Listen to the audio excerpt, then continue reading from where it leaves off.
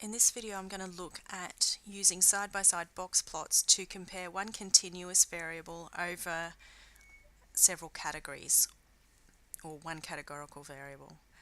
And we're going to end up with a graph that looks a bit like this. So, in the graphs chart builder, reset that. If we go to the box plots here, we can see our options. If we just wanted to plot a continuous variable by itself, as in just to look at the range of heights of our people, we could use a simple one. If we want to split this into groups, as we might want to do if we want to compare the males and the females, we can use the first option there.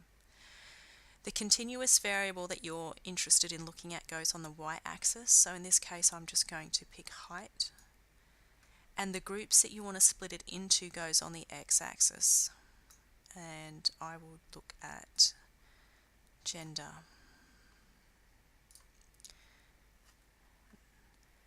And we can see now that the males do look to be a little bit taller than the females, and we've got a couple of outliers there. The difficulty with these plots is sometimes they get really bunched up and you can't see the detail. And the easiest way to fix that is to change the scale on the y-axis. You double click into the graph and then double click on the y-axis.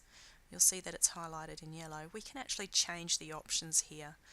So in the properties box, if we go to scale, I don't actually want it to start at 0 in this particular case. I might just start it at 100 or 1 meter.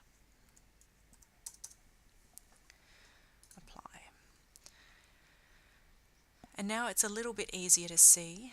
So the middle line in the box plot is the median, and the box contains 50% of the data. So we can this top end will be the top 25% for the females, and this whisker here is the bottom 25% for the males. So what we can say from this graph is that 75% of the males are taller than 75% of the females, approximately. I haven't put a line in there. So there's a bit of a difference. And we can see that we've got a couple of outliers. So the 34 and 39 refer to the row number or the observation number. So if you wanted to look those up and just check there weren't any problems with the data entry, I'd say there's probably not in this case, just because it's perfectly reasonable to have someone who is 2 meters tall. It's unusual, but it does happen.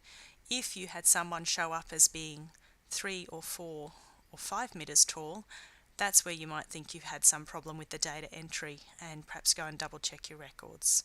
And that's what those numbers are there helpful for. So I will close that off.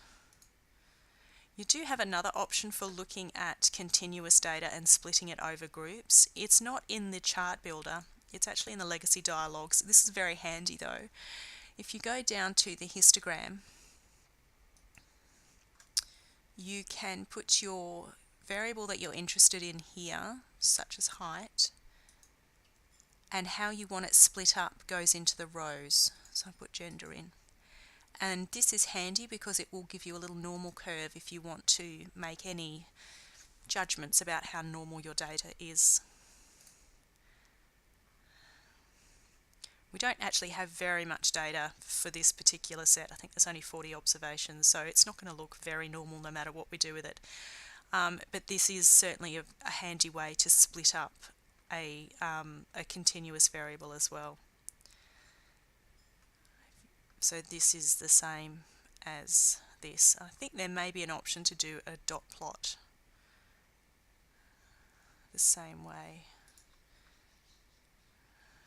Simple dot, height and panel by.